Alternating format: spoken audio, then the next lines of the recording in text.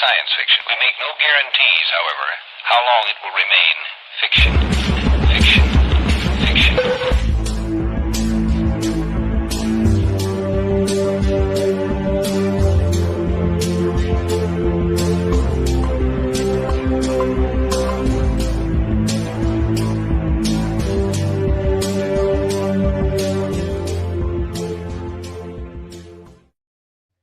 Heroic salutations to all you cognonauts out there, and welcome to another episode of Exofathom, the show that explores the outside reaches of understanding. I am Nick, and I am joined by my lovely co-host, as always, Ayla. How are you? Ayla, I think you're muted. I think everybody's muted. I don't know why. There we go. Now they're unmuted. Okay, there we go. Hello. Yes. Awesome. And we got Mike here. How's it going, man? Oh, hanging in there. Hanging in there. And we have a special guest tonight. It's Ben. How you doing? Ben. I've been doing great. Yeah?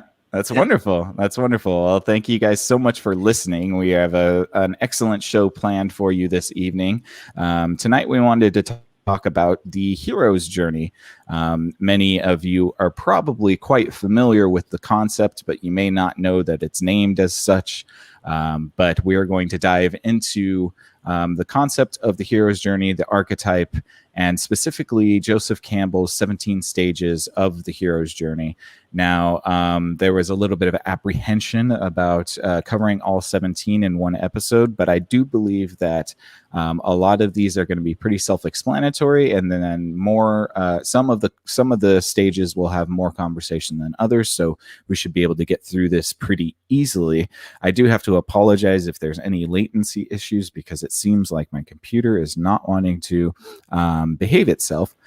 But with all of that aside, let's start getting into it. And my first question to you guys, since we're going to kick it off, kind of casually, and then I'm going to get into a little bit of what the definition of the hero's journey is, and then we're going to jump into Campbell's 17 stages, and most likely we'll be referencing movies or books or literature to kind of ground the concepts into relatable archetypes, and we'll see where the conversation goes. But my first question to you guys, and we'll start with Mike, what is your favorite hero journey? Oh, that's a good one. It has to be that 1977 sci-fi film. I think it was. Oh yeah, that one. I forget what it's called. Yeah, there's like space lasers. Star Wars. That's it. There you go. That's the yes. Very, very quintessential hero's journey archetyping there. I like that. Ayla, what was your favorite hero's journey? I'm gonna have to go Lord of the Rings on this one. The cozy hobbit, safe in the Shire, goes out into the world. So yeah, that would be my favorite, I think. An excellent choice as well. Tolkien very much adhered to the archetypes. Ben, thank you. Yeah, Ben, it's Ben. What is your favorite hero's journey? When I was little, one of my favorite movies was the Disney production of Hercules, and that's hands down like my favorite shit. Oh, nice. Yeah, Nice. I like it. And another excellent depiction of the hero's myth. And I believe Campbell talks about that a little bit. He also talks about Theseus. A lot of Greek mythology follows this same sort of archetype. I was trying to think of it, and since you guys all took my answers, I guess I'll have to come up with something totally different. No, but I was thinking also The Matrix. I think The Matrix is a good illustration of that same sort of hero's journey.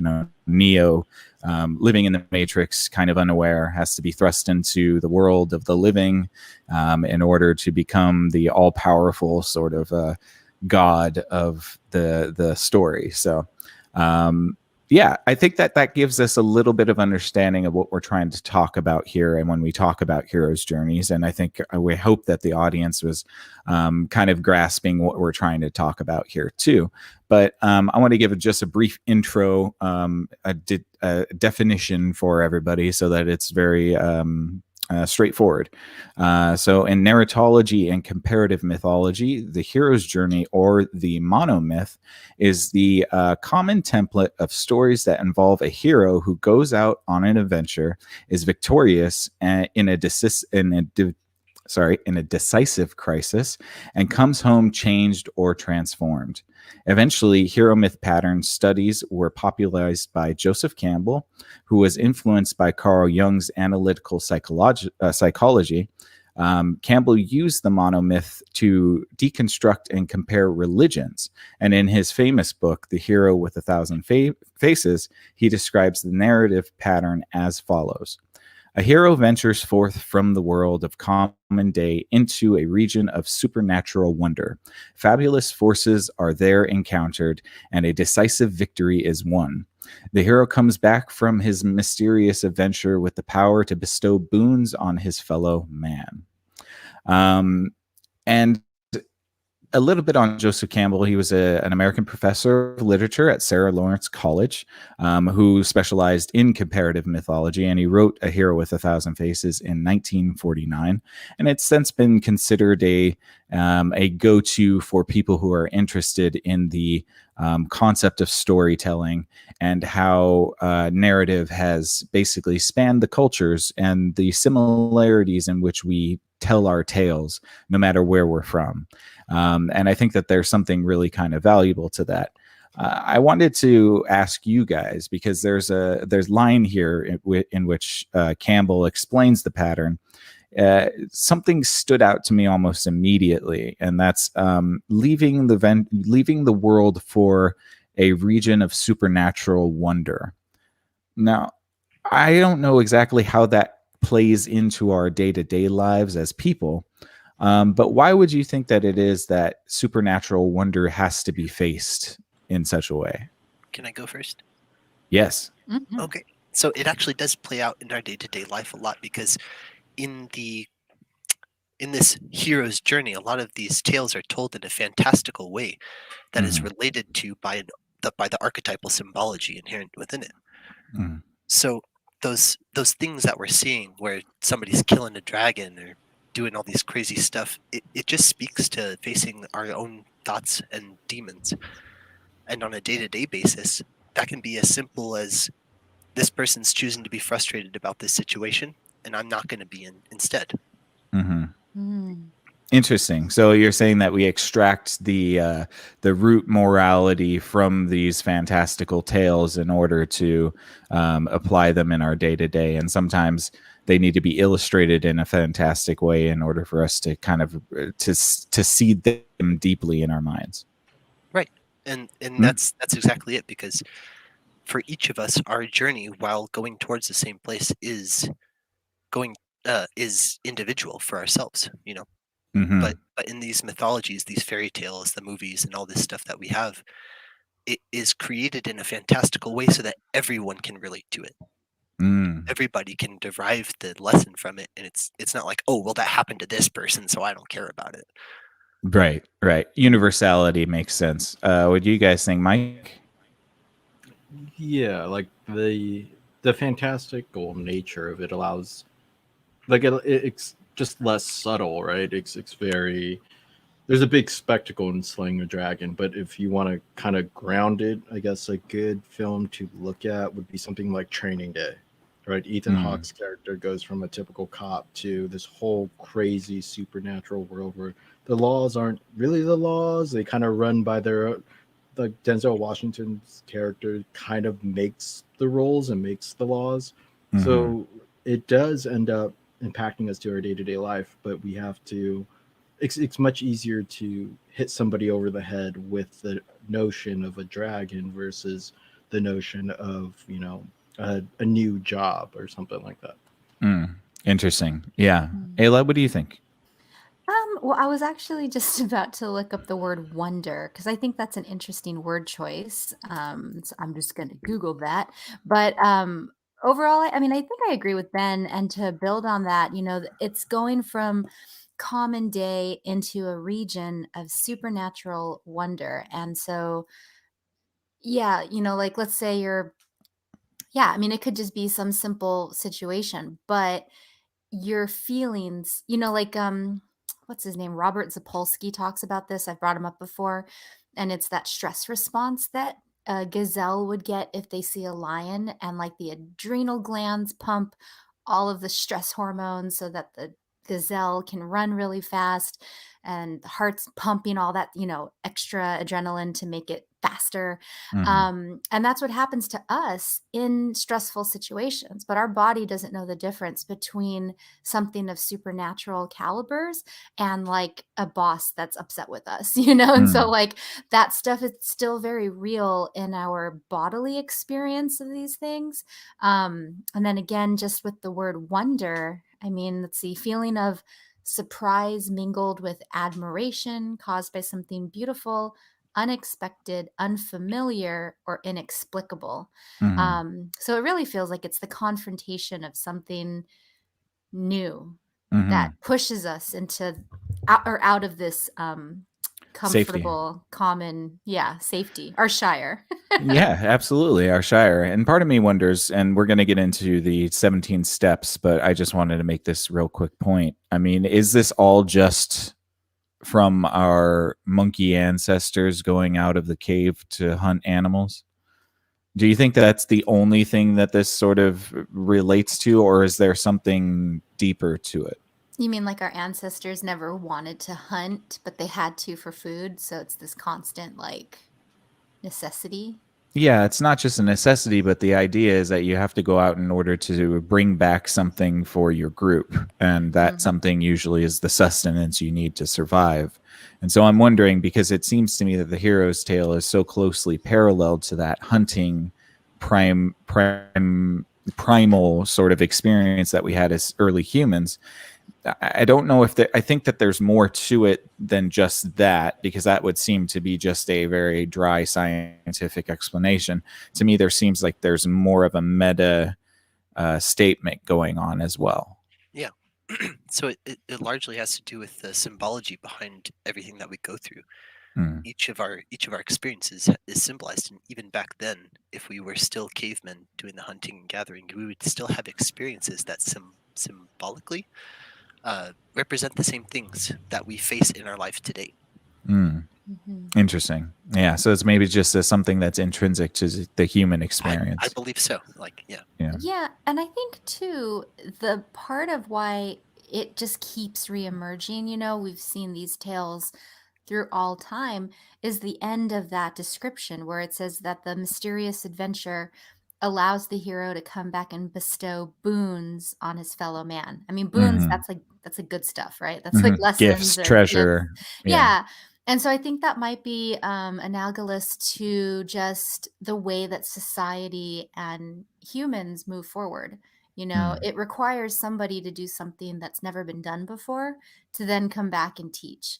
And yet crows do the same thing. Like a crow, right? If they observe something, they teach all their baby crows, and then like that pack of crows does, like, they all know it. So I don't know. It's interesting. And this kind of comes back to the concept of the outlier that we've talked about too, Mike. This person that is on the perimeters of society. Perhaps they were always the first to be called to adventure. Well, so I think you're right in the sense that it is like a hunter-gatherer sort of thing, but it's the stories that we've built around hunting and gathering that, as Ben said, extrapolates to now. And then, as Ayla was pointing out, the crows, it ends up becoming morals that we share with the group. My dad used to tell me, I only know you from when you walk into the door to when you leave that door. But the whole time you're outside in that, supernatural wonder world that is just our daily reality, you're kind of doing your own thing. So the hero's journey ends up coming back into the Shire, the house, the campfire, cooking and telling the stories of how I either metaphorically killed or actually killed the thing that I was hunting, or gathered the berries that I was looking for that day. Yeah. Yeah, that's well said. I like that. And so I think that we can get into just the 17 stages here, and I'll just go over them really quickly, and then we have a little bit of an explanation to each of them. And as I said before, if there are ones that catch us more, we might talk about them more, but there might also be ones that are just straightforward and don't need a whole lot of commentary. So step 1 is the call to adventure. Step 2 is refusal of the call. Step 3 is supernatural aid. Number 4 is the crossing of the first threshold. Number 5 is the belly of the whale. Number 6 is the roads of trials. 7 is meeting with the goddess. 8 is woman as the temptress. 9 is atonement with the father. 10 is apotheosis. Let's see, 11 is the ultimate boon. 12 is refusal of the return. 13 is the magic flight. 14 is rescue from without. 15 is the crossing of the return threshold. 16 is master of two worlds. And then 17 finally is freedom to live. And so, yeah, let's just jump right into the first one, call to adventure. And Campbell has kind of made these pretty succinct, where I can just give you guys a sentence and then we can talk about it. So the hero begins in a situation of normality from which some information is received that acts as a call to head off into the unknown. And according to Campbell, this region is represented by a distant land, a forest, a kingdom underground, beneath the waves or above the sky, a secret island, lofty mountaintop, or profound dream state. But it is always a place of strangely fluid and polymorphous beings, unimaginable torments, superhuman deeds, and impossible delight. The hero can go forth of their own volition to accomplish the adventure, or they may be carried or sent abroad by some benign or malignant agent. And so, yeah, the adventure may begin as a mere blunder, or it may be one casually strolling when someone passing phenomenon catches the wandering eye and lures one away from the frequented paths of men, which kind of reminds me of Dante's Inferno. The beginning of Dante's Inferno is that he found himself off of the road. And as soon as he found himself off the road, Dante, that's when he had his descent into the underworld. So I think that's kind of interesting. Do you guys have anything that you want to talk about with the call to adventure? You're Obi-Wan, you're our only hope. Like sort of yeah, thing. Yeah, absolutely. That's the it's forming a message. Leia's doing it, or Leia's saying the message, and yeah, that's the call to pull Luke and to pull our characters kind of down that road. Mm-hmm. Yeah, and I wonder if the call is it would seem that the call for us in our more mundane life, since we don't have warlocks knocking on our doors and asking us to go rob dragons, it would seem that necessity usually is our call to adventure, something that we need, something that we may be dreaming of or maybe aiming towards, and that is what kind of propels us to get out there and try to do something about it. So money?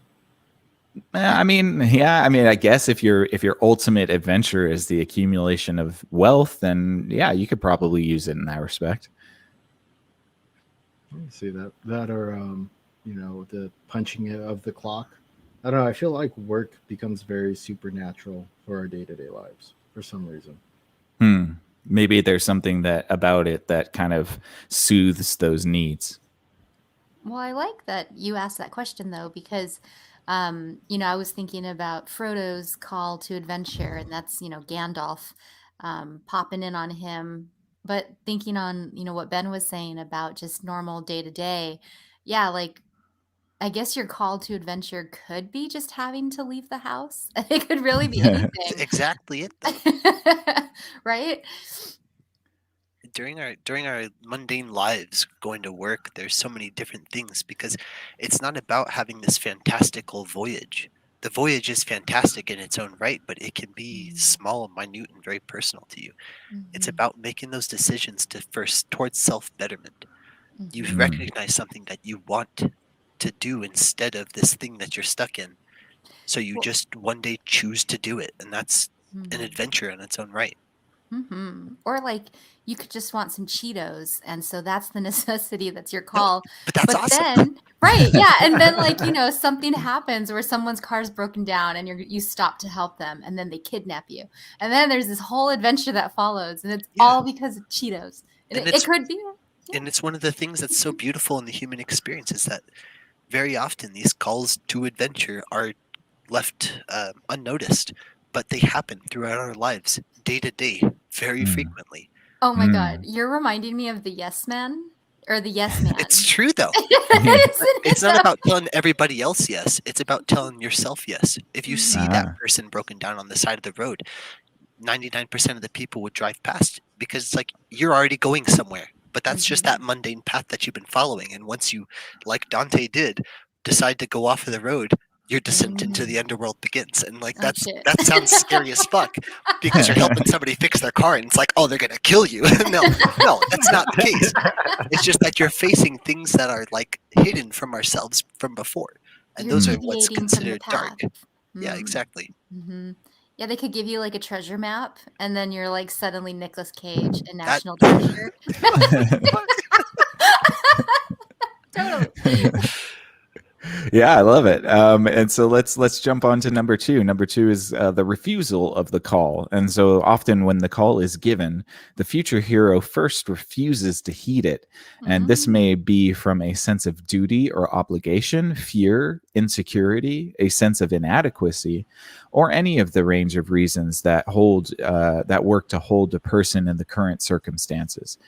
Campbell says that the refusal of the summons converts the adventure into its negative, walled-in boredom, hard work, or culture. These subjects loses the power of significant affirmative action and becomes the victim to be saved.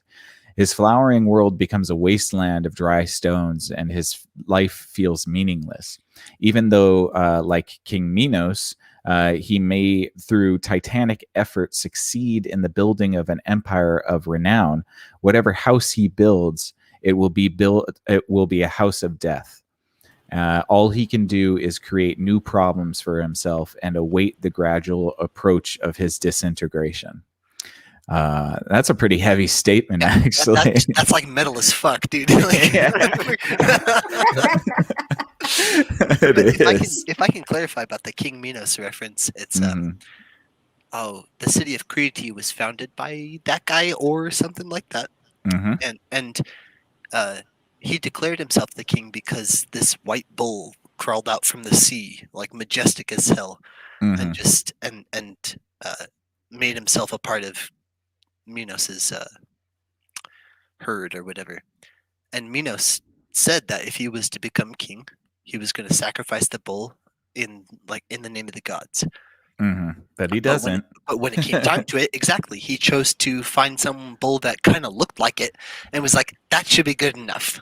I want to, and that's like the self-glorification. You want to keep that self-glory, especially once you start feeling it. A lot of people get stuck in that of, I want to keep this to myself, but it is about following through and giving it away. And you never screw with the Greek gods' sacrifices. They do not like it. They're still coming to impregnate you or something. Really clever.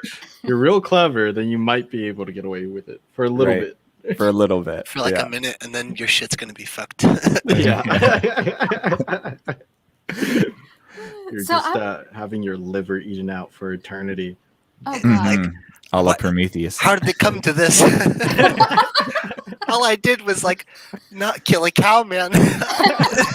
Why is that such a bad thing? Yeah, exactly. Ayla, did you have anything you wanted to add? I do. I was stuck on so in this case, applying it to the Cheeto metaphor, is the hear me out though. Is the refusal of the call being like, oh, I'm on a diet, I'm not going to get Cheetos, and I stay home? Or is the refusal not helping the person on the side of the road? It's both. Both. both. Yeah. But it Yeah. also it depends on what you feel inside. So it's like if you Mm. legitimately are having a nice day, you're vibing, and you're just like, I'm gonna go to the store and get Cheetos, and you're like, no wait, I'm on a diet. Fuck. You know, or if you drive past that person, you're like, you feel that inspiration of like, Guilt. I want to stop and help them, but you Mhm. don't because it's like, well, I'm already on my way to go get some food, and like I don't know, like somebody else. Oh my will- God, this is gonna mess me Well, up. does- Anytime I'm driving somewhere now, I'll be like, oh, I don't know if I feel it. Do the Cheetos stop you from helping the person? They could. Like, Yeah, you're like, they I'm on my could, way to because Cheetos. the Cheetos are like this treasure that you're seeking to find somewhere else, right? Like Yep. your mind is set on the It's true. Cheetos, and like you're driving past this guy, and it's like, I don't give a shit. I'm getting Cheetos, man. Like if you're there when I get back, then maybe, but like Cheetos first. And the Greek tragedy would be that person on the side of the road was the creator of the Cheeto. Exactly. Exactly. Had a trunk full. And he could have Yeah. given you lifetime Exactly. The fuck Cheetos. is, he could have given you the recipe so that you can make your own Cheetos. Oh my gosh. Totally. I feel like love this it. Cheeto metaphor wouldn't be here if I wasn't here. Yeah, no, probably not. 100%. I'm gonna be rolling this Cheeto metaphor through. All right. I think we're gonna Yes. write like a whole story about some The Cheeto. hero's Cheetos. Yes. Yes.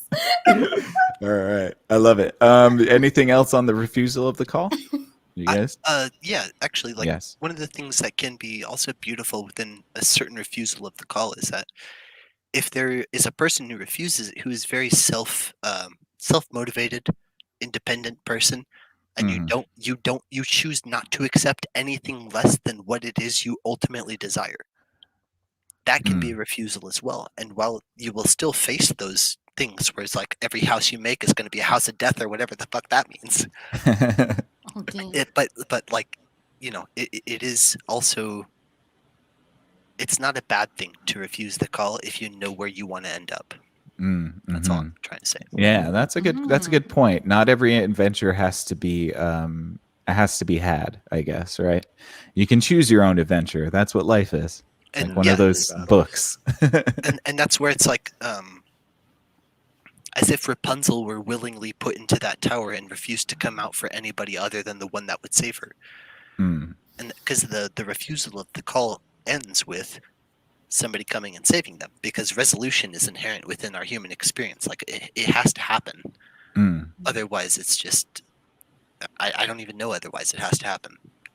Right. It just has to happen. No, it is true. It is true. We do like symmetry, and yes, issue without resolution is something that would drive us crazy for sure. Yeah. So let's jump to the supernatural aid. This is number 3, and it says once the hero has committed to the quest, consciously or unconsciously, his guide and magical helper appears or becomes known. More often than not, this supernatural mentor will present the hero with one or more talismans or artifacts that will aid him in his later quest. I think that's pretty self evident. I mean, we talk about the Lord of the Rings. Obviously, this is Gandalf, the supernatural helper. Also, Galadriel. Obi-Wan Kenobi, obviously. Galadriel, who gives the gifts that end up being used later in the Lord of the Rings. Yeah, the lightsaber for Luke.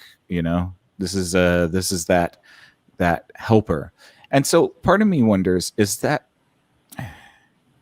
how do you become that helper for somebody? It's by completing the hero's journey. You've gone through the journey yourself, so now you understand it. I like and that. then when somebody comes at you in the space that they're at, you're just like, oh, dude, I got you. Like I've been there, right? Done this like here you before. go. Yeah. Like this is what you need. Right. I like that. I do like that. I think that that's being experienced. Yes, Ayla, sorry. I was just going to the Cheeto thing. So that's like you stop, and then all of a sudden you notice this hippie on the side of the road who's like hitchhiking, just happens to be there, and they like bestow, I don't know, like a charged crystal or something upon you that's magical. Or even better, it's like they have a backpack. They're like, you know what? Like, I don't have money, man, but my backpack is literally full of Cheetos right now. Right. So it's just like, if you want them, you could take them. Right. Exactly. And then you have enough Cheetos to fuel the rest of your journey. I love it. Yeah, Right. exactly. Mike, do you got any thoughts? Supernatural aid? Help me, Obi-Wan. So there's like I think a closer thing would be like finding that hitchhiker on the road and they have a coupon for like a buy one get one free of Cheetos. Okay, right? yeah. Right. that's There you go. awesome. Because that coupon becomes the elixir of life that's Right. used later for the return. Mhm. In Training Day, what it's more subtly is the wallet, the girl's wallet that he did Mhm. Mach 5 Yeah. when he stops the whole rape thing from happening. Because that literally saves his life. That wallet becomes that elixir of life. Yes. Very, So- very well put. Yeah, so that supernatural aid, it's tied to that elixir, and it doesn't even have to be a mentor per se, right? That's kind of an accidental run-in. So to answer, like, how do you become that person? I think if you're consciously trying to become that person, you never will become that person. I think it's a thing that, like, as Ben said, that goes through experience, through the hero's journey, but it has to have some level of unawareness to it. Mm. And I think Some- that within yeah. what we were talking about before, the wonder of things, that word fits perfectly because while like you were saying, it can be that experienced person, it could also just happen by happenstance. You know, it's just like, oh, this person said this random thing to me, and now I'm like experiencing life in a whole new way. Like Mhm. they just bring something unexpected. They don't even have to be through the I path guess- at the end. Hence the label supernatural. Right. Supernatural. It's something that comes kind of out of nowhere almost. And just in time. With a touch of synchronicity. With a touch of synchronicity. I like That's it. Call just back. I was just going to bring that up because there's a line that you read. One has only to know and trust, and the ageless guardians will appear. There's another line, Mother Nature herself supports the mighty task. And I think that this really speaks to, in some ways, what people talk about when they talk about like manifesting something or when they talk about synchronicities and alignment. And I think it's also this idea that like, if you put forth effort and you put energy out into the world, that it kickstarts something that like, I don't know, somehow supports you in a weird way. I don't know. Does that make any sense? Yeah. Like, yeah, like if you go Butterfly outside your, effect. maybe I think it's, but for me, I think about it as if Get like, what you give. yeah, and by going outside of your comfort zone, the universe somehow rewards that because there's a like a weird recognition that like you're taking a bold step. And I don't know, I think it's probably just that deviation from your timeline that just starts to kind of change things and yeah, maybe butterflies things. Yeah, well said. I definitely agree. You guys have any more remarks about supernatural aid? Anything else you want to add? It's pretty cool. It is very cool. Let Yeah. the, I like it. Let it in. Let the woo-woo in. Let the let the wizard knock on your door. He's gonna knock regardless of whether or not you want it. Like, yo, it's time to go. Roll out. Yeah. Okay, cool. So we're going to go to number 4, which is the crossing of the first threshold. And this is the point where the hero actually crosses into the field of adventure, leaving the known limits of his world and venturing into an unknown and dangerous realm where the rules and limits are unknown. And he says that the adventure is always risky and everywhere a passage beyond the veil of the known into the unknown, and the powers some stupid pop-up here, and the powers that watch at the boundary are dangerous. To deal with them is risky, yet for anyone with competence and courage, the danger fades. First of all, this reminds me of that we were talking about, like that 12-hour montage of Samwise Gamgee saying, "This is the farthest from the fire I've ever been." This is it. What, Sam? If I take one more step, I'll be the farthest away from home I've ever been. Yeah. Come on, Sam. And they just they This is loop it. that for 12 hours. Every step. What is it, Sam? I take one more step. It's the farthest away from home I've ever been. Look, it's so good. I love it. But yeah, I mean, it also it's so good. It also reminds me of another Tolkien tale, The Hobbit, in which they meet. I think his name is Brynjorn, which is this giant character, or even somebody like Tom Bombadil in The Lord of the Rings. As soon as they set out for their adventure, they come across this entity, Tom Bombadil, who is this force of nature almost that saves them from the ring wraiths. That's like the guardian of that veil between the known and the unknown. And he's a very formidable character, so much so that Tolkien actually didn't know who Tom Bombadil was. He just kind of created this character and was like, oh, I'm just going to let him be a mystery, because he picks up the ring and flips it and twirls it on his finger and laughs and then gives it back to Frodo. So he's this type of like ascended character that is kind of like a gatekeeper that helps the hero on the first step of their journey. Yeah. I think that's pretty interesting. Yeah, it is. It's pretty good. No, go for it, Ben. Oh shit. Okay. So this person is like those supernatural aids and like that sort of thing. Like they can also be those people that are just way beyond it, and they view what we would covet within our lives as just like a laughing matter, exactly as that. Like, and yeah, I totally forgot where I was gonna go for it, but no, that's okay. Somebody else can talk, and I'm sure you'll catch on. Yeah, It sounds like it's almost like the first gatekeeper, like the gatekeeper to that first threshold, right? Like humans covet a certain set of things, and the gatekeepers that stop you from crossing that first threshold into the unknown are sort of mysterious in nature. Right? For Star Wars, I believe it's when they get to Mos Eisley, when they get like into that bar, like it's a town of villainy and scum. That's crossing that first threshold right into the adventure when they're looking for Han Solo. And Definitely, that's that cross for Luke into that whole adventure. And the gatekeeper was the barkeep that said, "You're droids.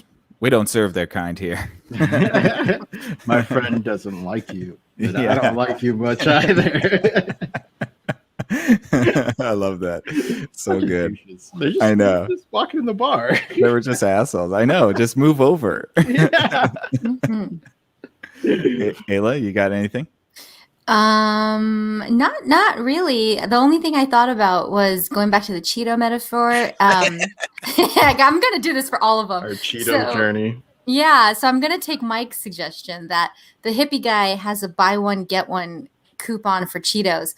So the crossing of the first threshold, correct me if I'm wrong, wouldn't that be like their first Cheeto store was their local gas station, but this coupon is like 2 towns over, and it's kind of like a crime-ridden town, but it's a coupon, so they're going to head in that direction. It's a little more dangerous, but that's where they're going. Is that on par? Yeah, I mean you're setting out into the danger. Yeah. Nice. Cool. Ben, you got anything else? Do you want to move on? What's up? No, I'm good. We're good. Okay. Sounds good. We'll move on to number 5, and that is the belly of the whale. The belly of the whale represents the final separation from the hero's known world and self. By entering this stage, the person shows a willingness to undergo a metamorphosis. And when first entering the stage, the hero may encounter a minor danger or setback. And according to Campbell, the idea that the passage of the magical threshold is a transit into a sphere of rebirth is symbolized in the worldwide womb image of the belly of the whale. The hero, instead of conquering or conciliating the power of the threshold, is swallowed into the unknown and would appear to have died. Obviously, this elicits very literal imagery of Pinocchio and Jonah, the story of Jonah and the whale. God calls upon Jonah to bear witness to, I forget which tribe, but basically God calls upon Jonah. Jonah says, fuck off. I don't want to do it. And he puts God off for quite some time until God sends a whale to eat him. And Sodom and Gomorrah. Oh, that's right. He was supposed to. They're just like, you guys are kind of fucked up. Yes, that is right. He is supposed to go bear witness to Sodom and Gomorrah and basically tell them that they're wrong. And Jonah doesn't want to do that. He refuses the call, and then God basically sends a whale after him to eat him. And the whale swims around the world a few times before it ends up at Sodom and Gomorrah. So yeah, and to backtrack a little bit, it's just like within that story of Jonah, that's an example of refusal of the call. Mm-hmm. And the whale just eats him anyway, because that's like his path is destined towards this certain place. He cannot escape that, and that is something that's true for all of us. Is that regardless of where we're at, we're going to keep on moving down this path. While it can differ in its like masquerades and facades, it's all going the same place. Isn't that there's no way to stop it? Isn't that a bit of relief? And that, like, at the end, if you're just going to get drugged down the path, no matter what, might as well try to have some, like, localized freedom. Like, just tell God to fuck off in the moment. Just send the well. I'll do it when I have to. And then that localized freedom, like, that choice of the self relates back to Dante, where it's just like, he decided one day, fuck this path, I'm going to go this way. Right, exactly. Right. And, like, he decided that willingly, but sometimes we don't. But life demands its own, and we can't choose not to live because we're alive. Right. No, I love it. Yeah, I agree with. Yeah, this is such a cool concept. And I would think that in the aforementioned story that we are crafting here, the hero gave their spare tire to the person who was stranded. So now they're heading to this new town.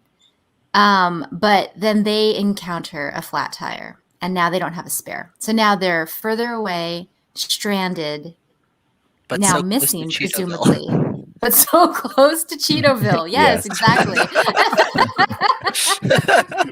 Like ran out of Kumar went to my castle.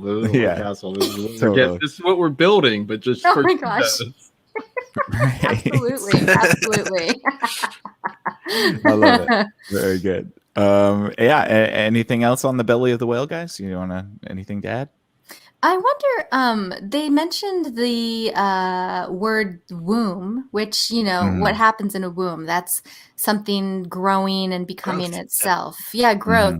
So I'm curious about this belly of the whale concept. And, I guess growth is probably just sums it all up. But I think ultimately, I mean, this is my interpretation of it, is that this type of this belly of the whale, so you get thrust into this unknown where basically you're cut off from everybody you know, and everybody would just basically think you're dead. But in this zone of uncertainty is where you can metamorphosize into somebody who rises to the occasion, somebody who chooses to be reborn.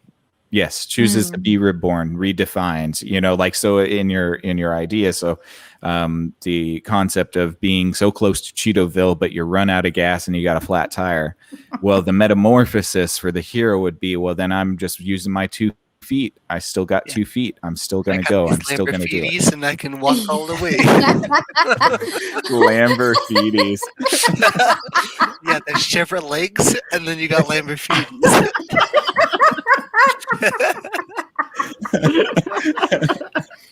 I love that. Yeah, that's perfect. Well, and I have to make comment too, right? The original halting of getting the Cheetos was to be on a diet. So in some ways, this character is morphing into their perfect a thinner self. Person. Yeah. Yeah.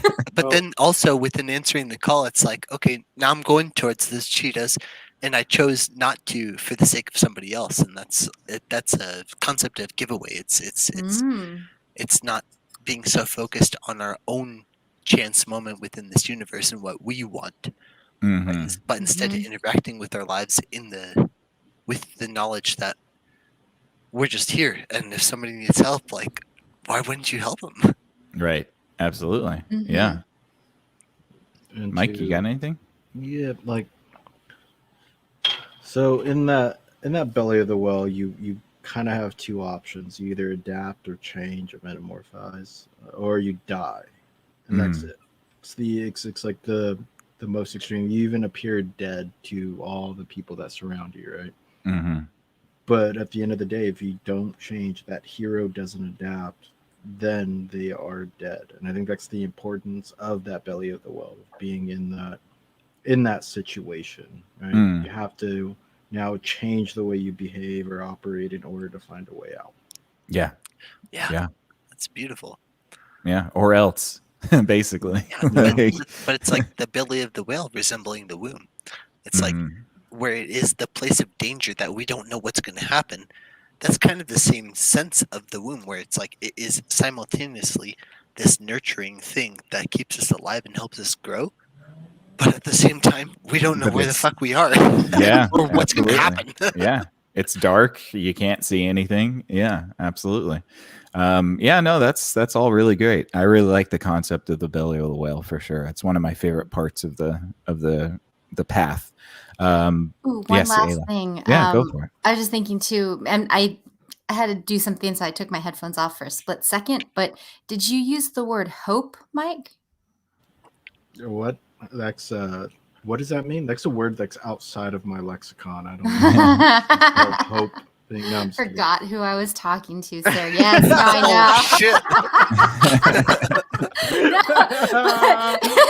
Shit. Zing. No, But I was just, hope. Hope can push you to adapt. Hope it's my favorite drug, but it's something that can debilitate you or something to, again, aid in that metamorphosis and that nurturing thing of the womb. Mm. yeah, but I was also thinking that, like, if it's metaphorical, the idea of the belly of the beast, there's probably no light inside of a whale. Mhm. And so that symbolic darkness, it just, to me, it seems also like a bit of hopelessness too. And that it seems to be this triumph of finding hope where there is none, which also seems kind of beautiful too. Sure, in our Cheeto example, the tires popped. Normally, we would, call. I like to think of this stuff as teenagers, because when I was a teenager, the whole mission of the day was to get to 7-Eleven and get a Slurpee. Right. That was the Yeah. whole day mission. Right. So normally we would, call our parents or something to give us a ride back home or to get the Cheetos, but we're out of self-service. But good thing for us, we could still use it as a flashlight. And so we hope to walk our way off of the freeway or wherever we're at to the gas station with this flashlight. And that's the symbol of hope. Right. The sun could have set by now, but we still have a way to head towards something. And those are the boons that crippled old man gave us. He was The like, boons. "Here, Sonny, how about you have a flashlight?" And you're like, "I don't know why I need that, but okay, old man." Like, It's daytime. And of course I heard flashlight. I'm like, that doesn't do any I mean, it's not that it doesn't do any good. It just might not help you. Exactly. Not in the how you quest want for it. the Cheetos, all right? Yeah, Expect it's not a part of this. It's not a part of this journey. But a different one. right. Oh, good times. Okay, let's move on to number 6, which is the road of trials. The road of trials is a series of tests that the hero must undergo to begin the transformation. Often the hero fails one or more of these tests, which often occurs in threes. Eventually, the hero will overcome these trials and move on to the next step. And Campbell explains that once having traversed the threshold, the hero moves into a dream landscape of curiously fluid, ambiguous forms, where he must survive a succession of trials. This is the favorite phase of the myth adventure, and it has produced a world of literature of miraculous tests and ordeals.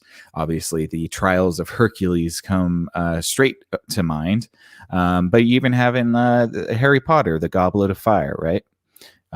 These trials that Harry has to basically, perform, even though he's not even of age to be a part of the competition. He doesn't necessarily fail, but he doesn't do very well for the first three, and it's really until the last one that he actually becomes kind of competent in what he's doing. But yeah, I mean, it seems pretty straightforward to me. Do you guys have any other sort of examples of that?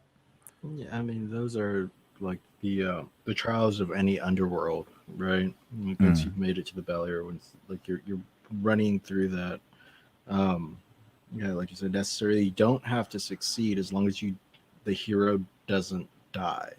That's like getting the C or D grade for your degree or whatever, like the minimum grade is. As long as you don't die, you'll make it out and become competent through experience. Competent and confident. Yes, both. Yeah. There's the simple symbol in Star Wars when he has the helmet on. Luke's using the Force for the first time. He gets shot by the little training droid. He's failed that trial, but that starts to reinforce the idea that Luke's going to eventually become good in the Force. It's like 2 movies later. And I think that speaks towards our own human experience, where like within this road of trials, the first thing that we find, we may fail, but in order to resolve the hero's journey, you have to persist. Yes. You can't choose to just like, oh, I failed. This isn't for me. I'm gonna go lay down. Right. Like you have to say, okay, I didn't do well there, but my ultimate goal is to move forward from this, and this is the path forward. So you have to take the blows as they're given and do your best to remain steady on the path. Big time. Yeah, I totally agree, and I think that it's a really good piece of knowledge for us to use and extrapolate for our day-to-day lives. Just because you failed doesn't mean that you're a failure. It's walking a tightrope. Yes, you're going to make mistakes. You're gonna fall off all the time, and you're gonna hurt yourself, and it's gonna suck. But if you keep standing up, getting back on there, one day you're gonna cross that gap on that tightrope and get to the other side, and that is the redeeming ecstasy of our fucking like experience. Yeah, absolutely. So in our Cheeto story, this would be like we were trying to use some sort of land navigation, and we thought we were walking towards the gas station, but in reality we were walking away from it, and we realized that we passed one of the people in the group is a churchgoer, and there's a church that they always go, and they're like, no. Yeah, that church means we're in the wrong place. Completely wrong place. We've got to go in the opposite direction. Right, exactly. Yeah, I mean, the misdirection for sure. Yeah, going in the wrong way. That definitely happens a lot in these archetypes too. At least in the start. Yeah. And it's funny how going the wrong way doesn't fucking matter, because you just end up in the right way, and at the end, it's like you go the wrong way and you encounter these things, but then by facing those things, you're pointed in the right direction. Yes, and you often become better. Yeah, no, for sure. Well, that's way better. I was like, okay, well, trials of 3, so he has to like encounter a bear, but it charges him and swipes him, but doesn't kill him. So now he has to move forward with injury, and that's when he discovers like a first aid kit that fell off of some camper, and that's like that benign power everywhere supporting him moment. And then he gets robbed by a gang somehow, and they steal his coupon. Yeah, I mean, this has become a very extreme coupon. There's a gang that hangs out on this side of the church because they feel like people think a church is safe, and then they're like, "Ha ha, not us. We're the dancing gang of the West Side." Some sort of holy Robin Hood gang. They perceive you as rich, Right, Okay, Steal right. from the rich and give to the church. There it is. Oh my god, that's amazing. But so on this phase, are they the trial ends up teaching the hero something? Is that right? Or like showing them that they have the ability to do stuff? That's it. Showing them that they have the ability to do it, because Mm. intrinsically within our own nature, what the supernatural powers that we think we need to get through these things is something that we have had all along. Mm. It It's has like been the within feather. our nature. Mm-hmm. Yeah, it's like Dumbo and the feather. He never really needed it to fly. It just was the thing that like It made him taught him. think he could. It was his Yeah. amulet. Right. His Yeah. And that amulet. those amulets are what transmute knowledge into understanding. Mhm. Where you may have this information and you could recite it, but to truly understand what you're saying or what you're thinking, that's Mm. what gives you those boons that you're able to share. Because once you Mhm. understand, you can explain, and that's Mhm. sharing. Mm-hmm. Yeah, don't go to the church, guys. Go Yeah. to church if you can understand what they're saying in like a broader mind perspective. But Right. Otherwise, Well, you no, take your because of the gangs. Lamborghinis in the opposite direction. yeah, but those Right. gangs are just the snakes that are guarding the treasure, you know. That's right. True. That's true. I love it. It's so good. Yeah, so let's move on to number 7, and this is the meeting with the goddess. And this is the part where the hero gains items given to him that will help him in the future. And in the ultimate adventure, when all the barriers and ogres have been overcome, when all the barriers and ogres have been overcome, is commonly represented as a mystical carriage of the triumphant hero soul with the queen goddess of the world. This is the crisis at the nadir, the zenith, and the uttermost edge of the earth, and at the central points of the cosmos, in the tabernacle of the temple, or within darkness or the deepest chambers of the heart. So I guess he's just explaining where the goddess would reside there. And the meeting with the goddess, who is incarnate in every woman, is the final test of the talent of the hero to win the boon of love, which is life itself enjoyed as an encasement of eternity. And when the adventurer in this context is not a youth but a maid, she is the one who, with by her qualities, her beauties, or her yearnings, is fit to become the consort of an immortal. Then the heavenly husband descends to her and conducts blah blah blah. So basically, this reminds me again of the Galadriel thing. I don't if you guys remember Lord of the Rings. I don't know if it's the first movie or the second movie, one or the other. I believe it might be the second. They go into the Fangorn forest, and they meet the wood elves there. And Lady Galadriel, who is basically an immortal goddess, gives the hobbits basically a gift, and each gift ends up helping them along their way. And this has also happened in Odysseus. And many stories before, there's this concept of this goddess that helps the hero with something really important that's going to come back in the future. So this would be like the preacher's wife coming out of the church after you just got beat up by the gang, and she welcomes you into the church and she gives you a gun. Something. She gives you a gun. Pepper You know, spray. straight up though, she does. She's like, just blast those motherfuckers. And you're like, nope, I got a gun now.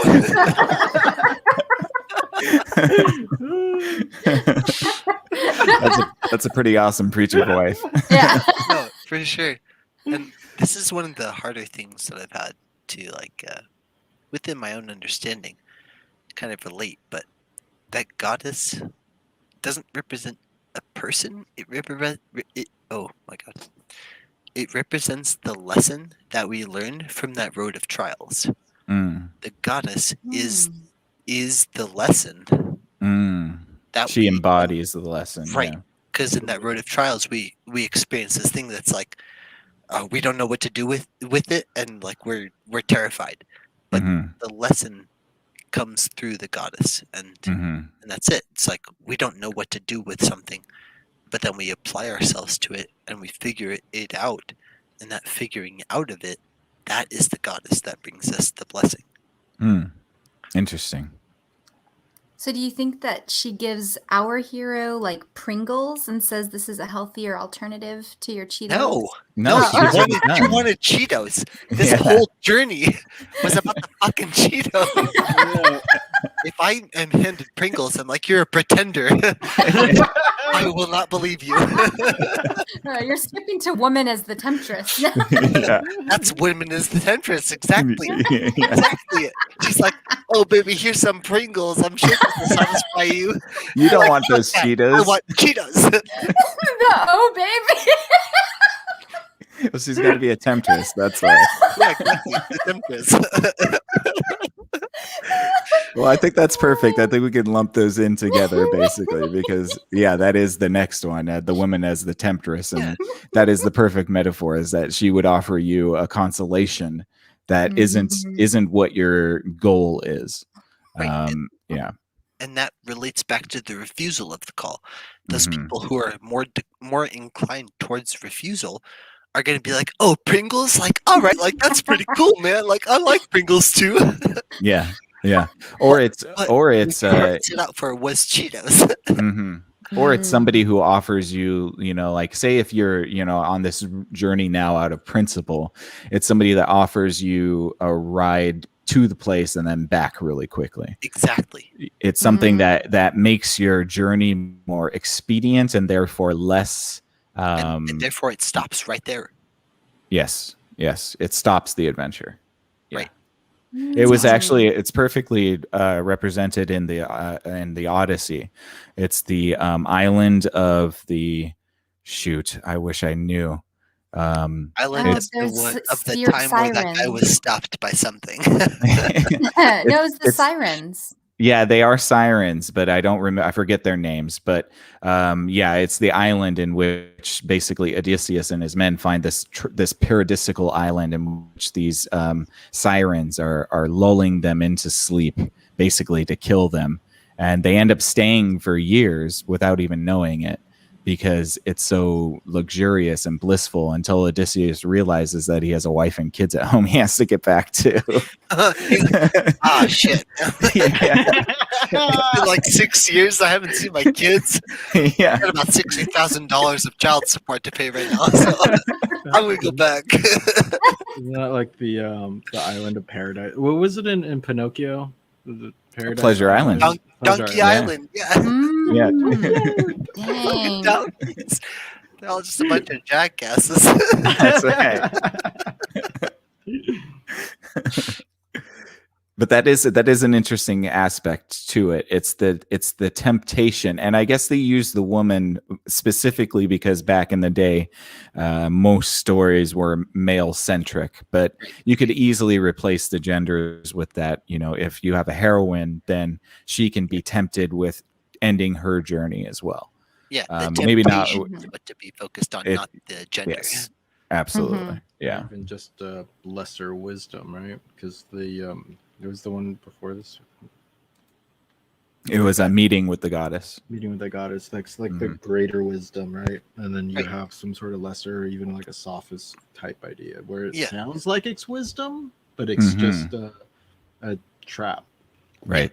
And I think it's that the goddess offers you the knowledge to move through within yourself and move through for the rest of your life. But the temptress offers you the knowledge to move through, but only for this one time. And it's the difference between delayed gratification and immediacy.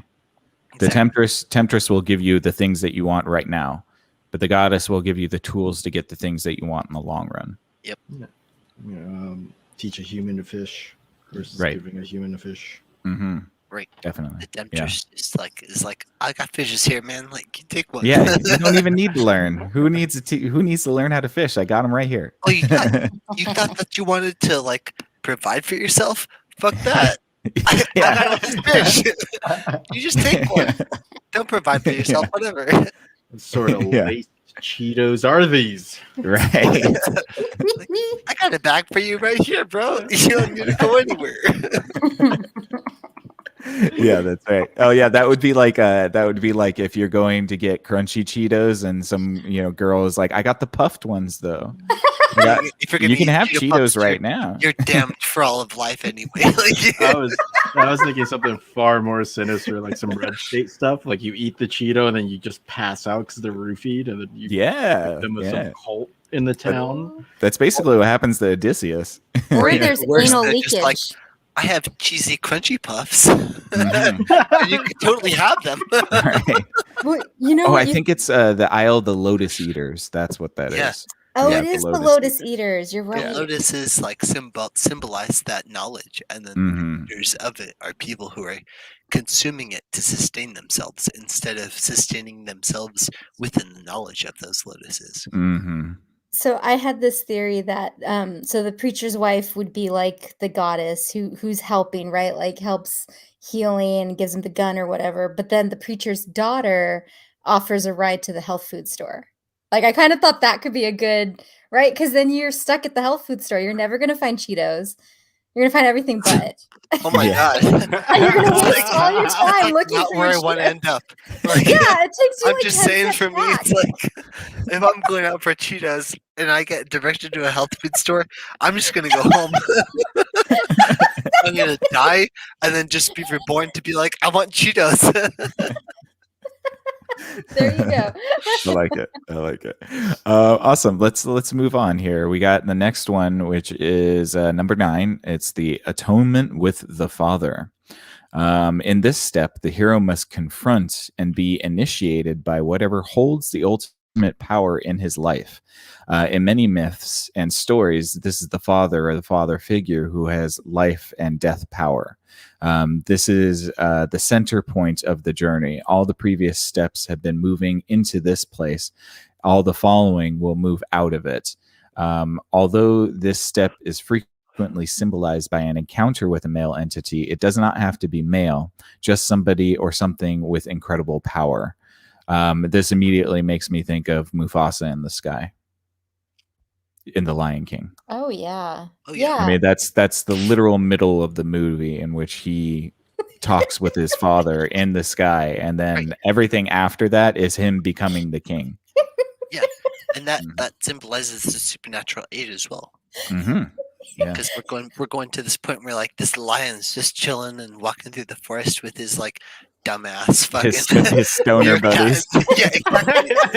And then suddenly this cloud, because they smoke so much, this cloud just turns into a lion. It's like, my son, you have to do this stuff, and he's like, whoa, bro, like I'm not ready for that. Let's just tone it down a bit and get to this level. But, Simba decides to cross that threshold and go to the belly of the whale, and then Start all over again. he follows through. He follows through. It's the circle of life, you guys. It's the circle of life. I started laughing because I thought of our hero reaching, like, they're at the health food store and they're about to compromise, and they're like, I could just get some carrots. So they reach for the carrots, and all of a sudden, but then a voice pops out that's like, remember who you are. Oh That's my awesome. god. But that's exactly it, though. Yes. It's like, if Cheetos were your ultimate goal, like that was so true to your heart, that's what you wanted, and you were like, maybe I'll just eat carrots for some reason. Like, why would I eat that? or it's like you get a 1 bar of reception for a second, and your dad Venmos you $10 for the Cheetos. There it is. Yeah. Like, get me some Like- too. Yeah. Here, my son, carrots were Yes. $2 and Cheetos were $3. Now you have 10.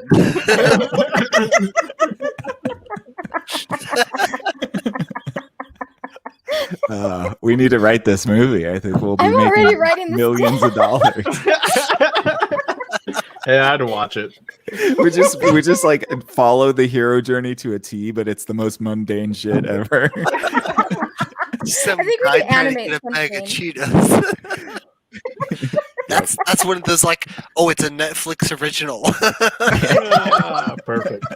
Well, I mean, the worst case, we'll get on Amazon Prime, right? Yeah, why I'll not? take anything as long as I can make money off of it. Yeah.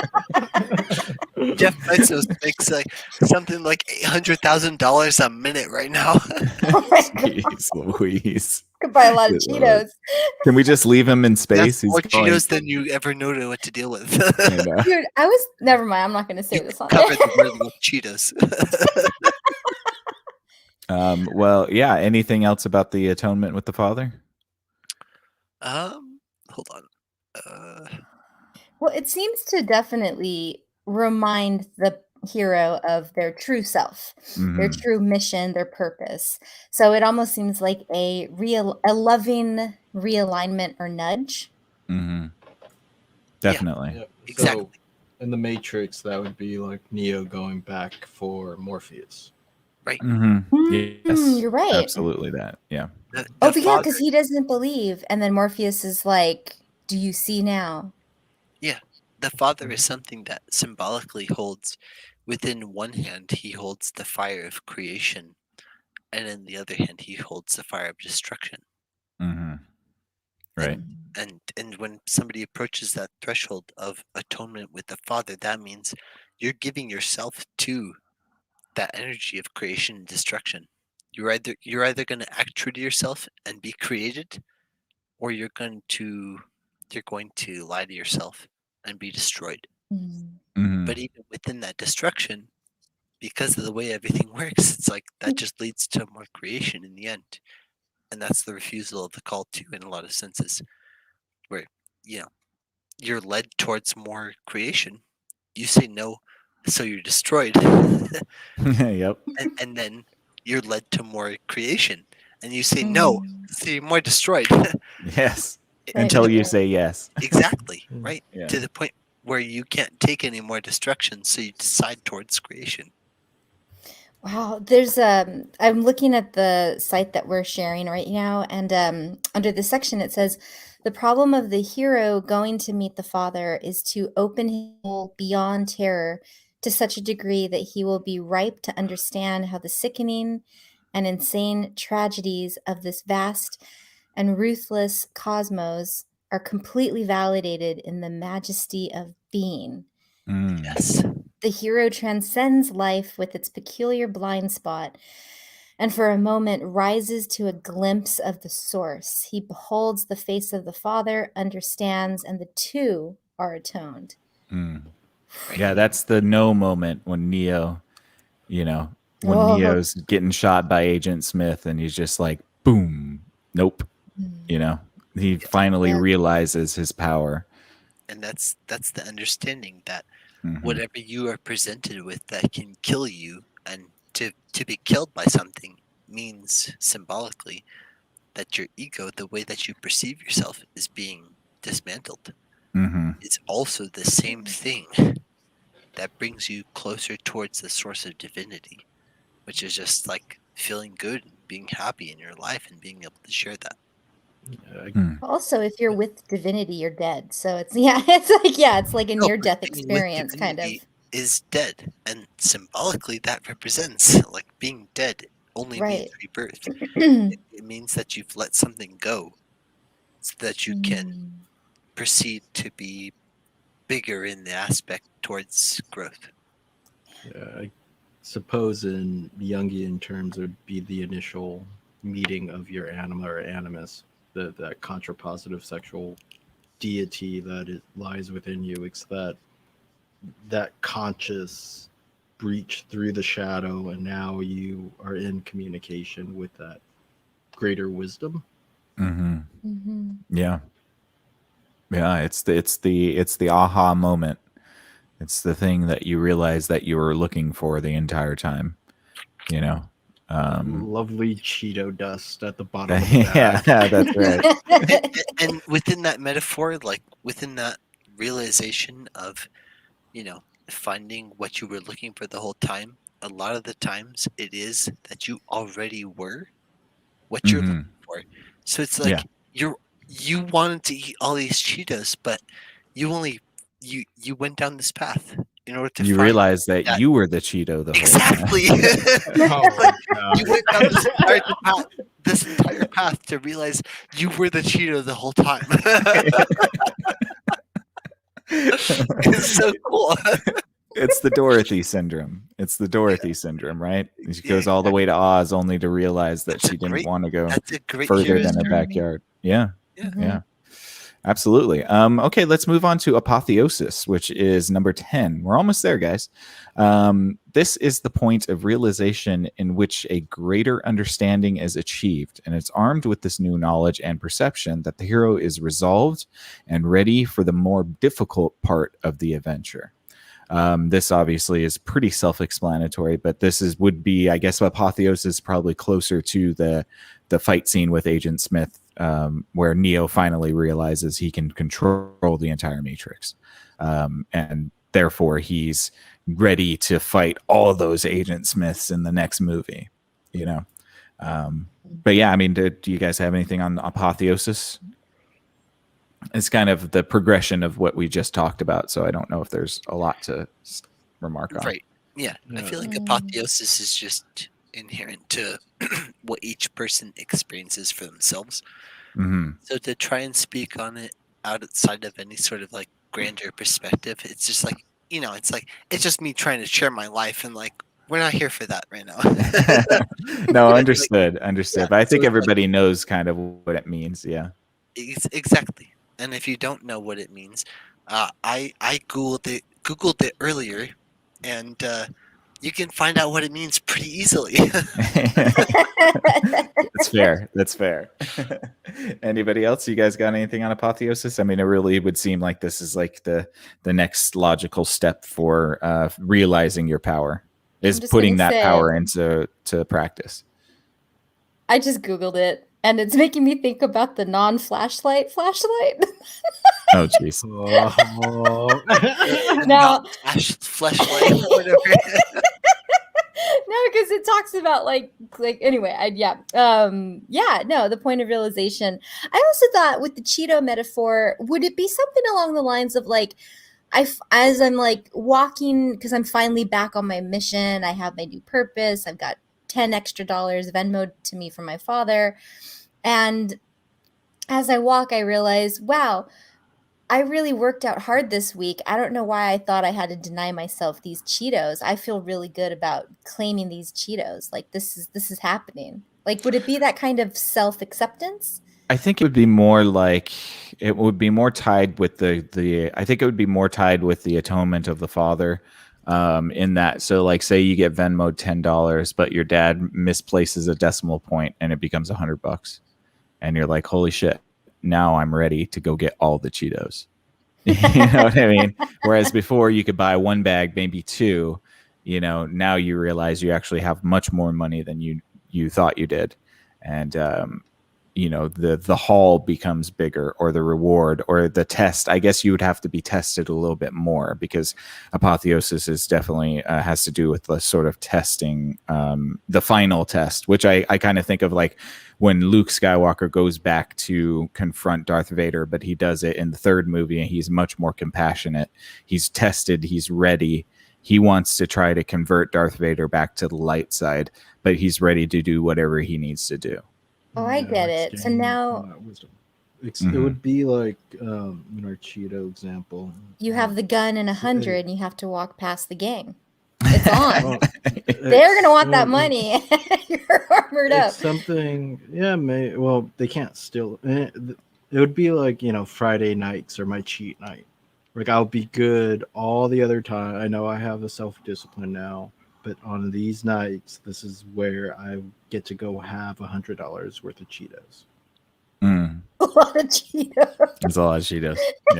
Yeah. 50 bags of Cheetos here in LA. Probably. Do it. Right.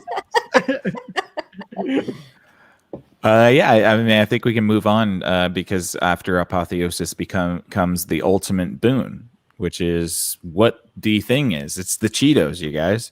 The ultimate boon is the achievement of the goal of the quest. It is what the hero went on the journey to get, and all the previous steps serve to prepare and purify the hero for this step, since in many myths, the boon is something transcendent like the elixir of life itself, or a plant that supplies immortality, or the Holy Grail. So yeah, I mean, like This is reminds me obviously of the last, or I considered the last Indiana Jones movie because it was the last Indiana Jones movie, the Last Crusade, where at the end of the Last Crusade, Indiana Jones and his father become literally immortal by drinking from the Holy Grail, and they finally get that thing. I believe they even call it something like for fame and glory, fortune and glory. That's what they said at the end of the movie. It's like they finally got the thing that they've been searching for this entire time. Yeah. Or in other words, a bag of Cheetos. $100 worth of Cheetos, and let's not forget about the coupon. That was a 2-for-1 coupon, so you technically have $200. Oh my god! That is a boon right there. If ever I heard of that is like lifeblood for about 3 months for me. No, but like yeah. So when I think we're approaching towards it, and it's like this hero's journey, the point that we're at, it's you finally got what you wanted, but to keep it for yourself, as King Minos did, only leads towards destruction. The key is to share it off, to share it with other people. So it's kind of like you walked into the store, you got your bag of Cheetos or two, and then as soon as you walked out, a homeless person. There's a homeless person there. Yeah, there's a homeless person who asked you, "Oh man, I love Cheetos. Like, can I have some of those?" And the key towards our own existence. And then you take out your gun and say no. You're like, I don't need to give you Cheetos. I got a gun. Fuck you. No. Yeah, that's part of it. That's Minos territory. Exactly. You give the homeless guy the gun, and you're like, "Go get your own Cheetos." Yeah, there you go. It's that then you become the supernatural helper. Yeah, oh man. It's more so that like once we get the thing that we have sought out towards, we have it, and a lot of the times, since we spend so much time getting this for ourselves that we want to keep it for ourselves. But the joy of it is within sharing it with other people. And so that homeless man asks you for some Cheetos, so you open up the bag and you give it to him, regardless of how much he wants. And then somebody else asks you and takes those Cheetos from you, and somebody else asks you, takes those Cheetos from you, to the point where you have none left. Yeah, it's the rainbow fish. Yeah, and the beautiful understanding of that is that, like, I can't even for this. The Cheeto lied within all along. Yes, it does. You never needed the Cheetos in the first place. It was simply the journey that those Cheetos brought you upon that enriched your life. It's like taking one Cheeto and biting into it and being like, "Yeah, this isn't that good." All right. And then just giving all the bags or away. Enjoying it and being like, "This is such a great thing that I want to share it with everybody that I Right, absolutely. Well, there's a great quote. It's at the end of that book by Christopher McCandless, the guy that wanted to go on his great Alaskan adventure, and in his journal, as he's dying from these berries and stuff, I think one of his last lines was, "Joy only real when shared," and I always had that line stuck with me because it's true. It's like you can be like a lone wolf and have a great day, but it's also like joy is meant to be shared. Does it exist unless you're sharing it with somebody? Right, yeah. Right. If you're joyous in a forest, does it? And I'm trying. That makes me so sad, dude. That guy, I'm so sad. That really, he was such a lonely soul. I know. And like he just needed a girlfriend. Or a boyfriend. I don't know. People reached out to help him during his journey. He did what he did. and like within the continuation of our experiences, like, man, like he may have had a lonely life, but he learned a lot. That's true. And he lives forever because of what he did. He managed to share it. Mm-hmm. I had this like really messed up interpretation of that book too. At one point I was like, how do we know he didn't like coerce a friend to go with him and then kill the friend and then manufacture this journal to create like an everlasting moral story, like Yeah, no, if he did that, then he's an incredible sociopath, Right. which I have actually an incredible amount of respect for. Oh god. if you're capable of doing something like that, like sharing universal truth with people, but also just like killing some dude Oh in order man. to just make it your own, like Oh my Yeah. god, that would be like a super level of evil. You're Exactly. right, because you know That's better. the superhuman level of being like, what the fuck? Right, you murdered someone to teach others that joy is only real when shared. Huh, Like- that's like for- frightening. Like for what? If you wanted to share that, that person would have done that too. Like I don't get it. I Oh, don't think that man. would be within the motivation of somebody who would kill, because you wouldn't be able to elaborate it, right? Because it would be stolen. You Yeah. wouldn't be able Yeah. to share it. Yeah, Right. like somebody who would kill is just more out Yeah. for what they want to experience rather than like the universal experience of things. So it's just like, wow, you're really crazy. Mm. Mm-hmm. Mm-hmm. All right, let's press on because now we're on the last leg of the journey. It's the section of the return, and the first one in that is the number 12, which is the refusal of the return. And it goes on, having found bliss and enlightenment in the other world, the hero may not want to return to the ordinary world to bestow the boon upon his fellow man.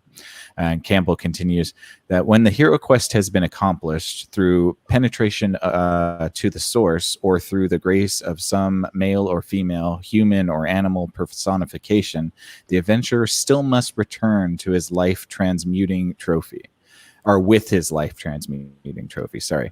The full round, the norm of the monomyth, requires that the hero shall now begin the labor of bringing the runes of wisdom, a la the Golden Fleece, back to the kingdom of humanity, where the boon may be redound to the renewing of the community. Yeah, and so basically that's kind of what we're talking about with what Ben was talking about, is the sharing of the boon, is bringing it back. But I do find it interesting that at some point, the character may not even want to go back. And I think you see this a lot in the Hobbit movies and the Lord of the Rings. It's like at some point in the journey towards the end, Frodo's like, do I even go back to the Shire? Like, how do I connect with these people again? Right. Like But- how do but- I am so different now, you know? But in choosing to go back to the Shire, he is instead brought to the land of the undying. That's right. Exactly. Right. Yeah. And- Because and- he made the choice to go back. Right. Mhm. And it's that personal choice that really matters. And Mm. within this book, The Hero of a Thousand Faces or whatever, the Buddha goes through the same type of ideal where he realizes all of this knowledge Mhm. and then contemplates within himself. At first he contemplates. Oh my God! At first he contemplates within himself, not to share anything with anybody, and to Mm. just live his own life because he was tired. Mhm. Yeah. to just like live happily and have his own understanding, but he's pushed and pulled towards sharing that knowledge with everybody else because that's the continuation of life. It's the continuation of the hero's journey. And Mhm. within each of our own lives, we are the heroes, and everything that we experience brings us through this journey time and time again. Right. Absolutely. And the biggest moving factor for it is the giveaway, where when we understand something for ourselves, we try and give it away. And that doesn't mean stopping everybody in their daily lives to teach them how to do better. It means being ourselves based off of what we've learned. Mm. And going back and being that supernatural aid. Exactly. Being Mhm. the source of that divinity that has been like so long sought. Mhm. Yeah, because you could be at this town that, remember, everybody at the small town is like, that town's dangerous, don't go there. But you went there and you're giving out Cheetos and you're having like a huge Cheeto party and everybody loves you and they're like, oh, stay at my house tonight and we can go party tomorrow. And you're like, no, I need to take my dad his bag of Cheetos. I still have to go back. And that's that commitment to self, right? Because that's an honorable person.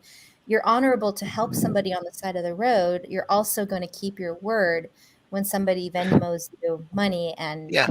you go Yeah, to There's the a one really for the master, one for the Dane, one for Yeah. the little boy who lives down the lane. I Yeah. got all the Cheetos that you need. It reminds me of I don't know if you guys seen the movie Big Fish by Tim Burton. That's Uh, one of the best movies ever.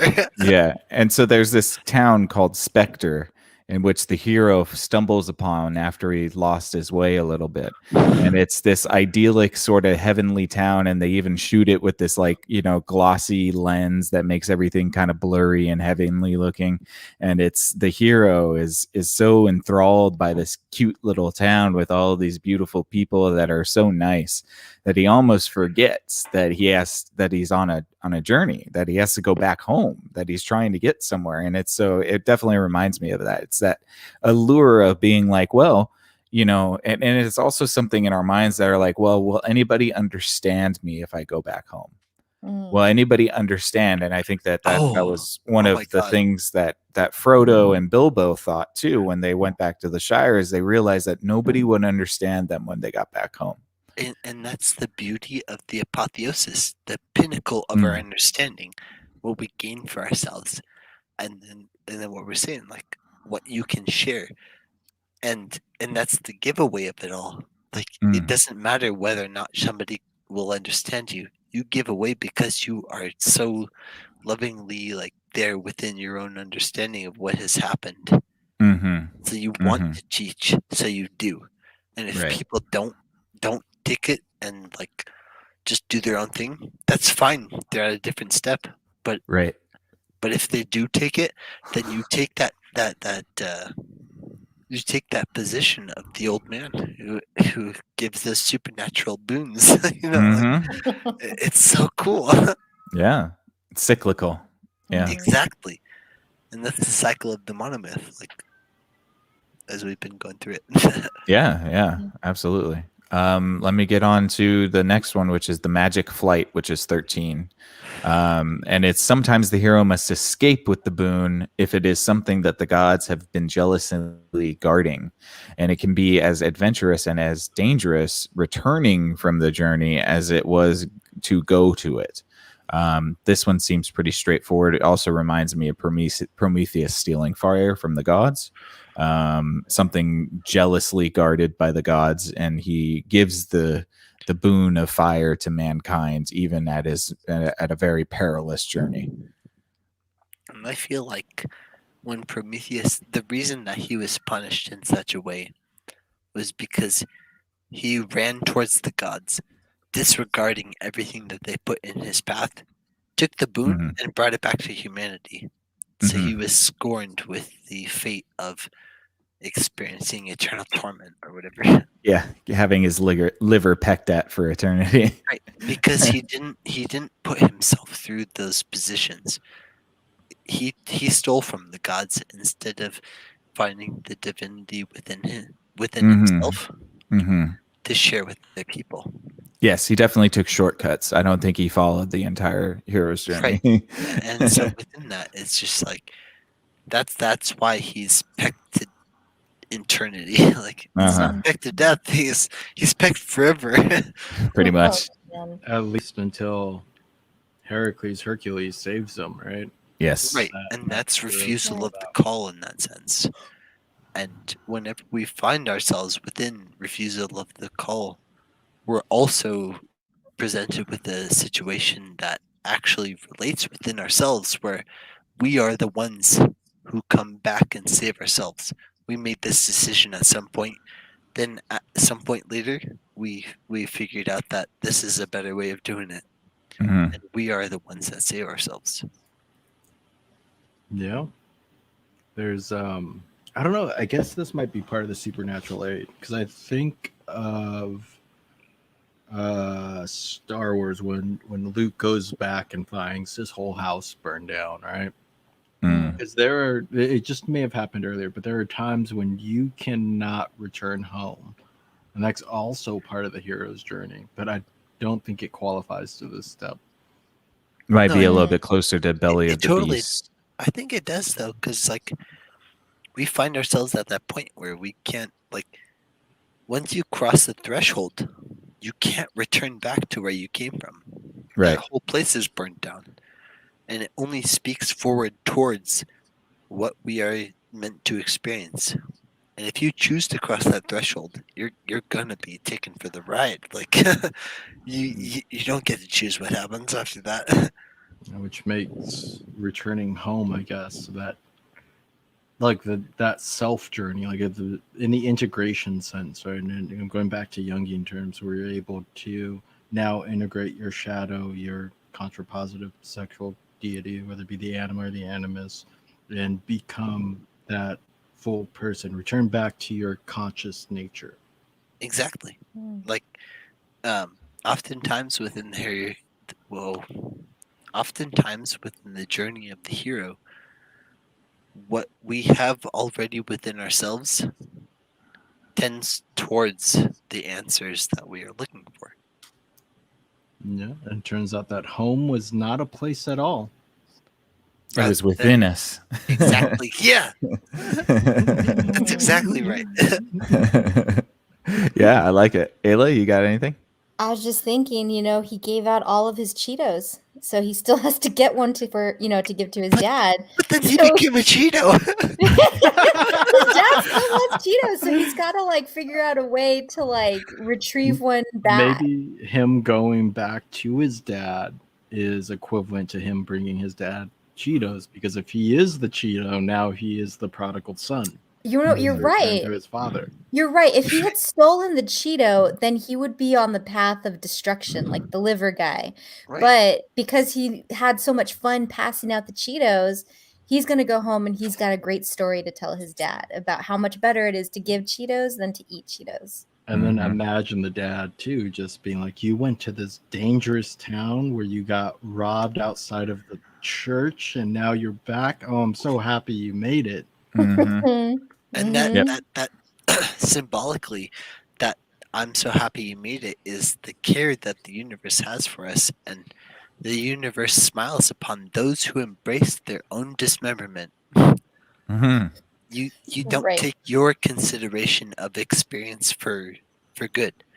You instead apply your experience to the consideration of others.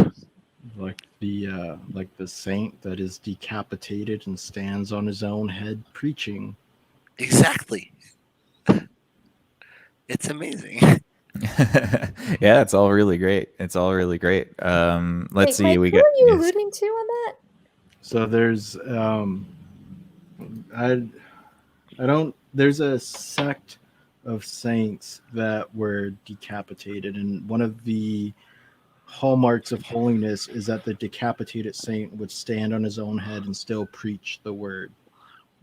So it's this whole series of saints that have done it, and that's what actually gave them their sainthood. Right. That's being from- able to do that. Yeah. And that's from the Jack-o'-lantern story, right? Or episode. Okay. And to give up your own head is to give up your own ego. The things that you teach don't relate to who you hold yourself to be. It's the truth of our experience. So those people who decapitate themselves are those people who give up their ego and choose to teach instead towards the betterment of all. Wow. Like it. Yeah. That's well said. I like that. Okay, so we're gonna plug along here. We're almost through with that. We got Magic Light, so it's the Rescue from Without, which is number 14. And it just as the hero may need guides and assistance to set out on the quest, he often must have powerful guides and rescuers to bring them back to everyday life, especially if the person has been wounded or weakened by the experience. Cue the Eagles. Cue the Eagles in Lord of the Rings. USA. Literally. Yeah, exactly. But literally, Frodo and Sam laying on an erupting volcano, unable to move until the Eagles come, sweep in, and help bring them to safety. And this is the concept of a Deus ex machina, right? It's the saving at the last minute. It's the divine intervention at the last minute, when all seems lost. Especially when the hero may have slayed the dragon and is mortally wounded, but still has the boon and is trying to get home. And then has somebody help them get back. Yeah, or even Makes like sense. sometimes I do like to think of it in like the post climax part, so like in like the denouement part of the story, where there's, if we had a gladiator and the gladiator went through this crazy fight, the one person that cheers them on is the one who's also healing them after the fight, returning them back to their day-to-day normal life. Yeah, absolutely. Or you think about the movie Gladiator, right? The last fight that Russell Crowe has, he's mortally wounded by Joaquin Phoenix, but it's the visions of his wife that he has and his child, seeing them in the afterlife, that helps him complete the job right before he dies. Right. And the rescue from without is very related to the refusal of the call. Because we refuse something, so we don't choose to move forward with what other people that we choose not to move forward with what other people would want us to do, and so that means that something else has to rescue us from that point. Yeah, absolutely. Yeah, and it's almost like you've expended so much trying to complete the task at hand with the apotheosis and then gathering the boon. You've left it all on the table, and that's usually when the hero is literally on death's door. And that's when he gets the divine intervention that brings the extra life that he needs in order to finally finish out his quest home. Right, because it's only the dedication towards our ultimate dismemberment that receives any sort of boon to rescue us. Yeah, I like it. Ayla, you got anything? Yeah, well, remember, our hero, our Cheeto hero, did encounter a bear. So I'm thinking at this point, he realizes he's totally losing. There's no way he's going to be able to walk home. Suddenly, the preacher's daughter is on the way back from the health food store, offers to give him a ride home. Or the preacher's wife, you mean? The daughter was the temptress. Yeah, but that's now. Oh, yeah, you're right. So yeah, the wife is there now. It is true that the temptress can become the savior. Yeah, because it's the snakes that we experience that we're afraid of, and we're like, oh fuck, there's a snake, I don't want to deal with this. Those same snakes can lift us within their head, like in the story of the Buddha, towards the divinity that we're seeking. I'm drinking too much, and I'm sorry for that. No, it's okay. I'm drinking articulate the way that I would prefer to. It's also like the longest I've ever heard you talk in my entire life. So. I love it. No, you don't like. There is no way to dictate or like help anyone understand what I've been going through. So I'm just trying to be it.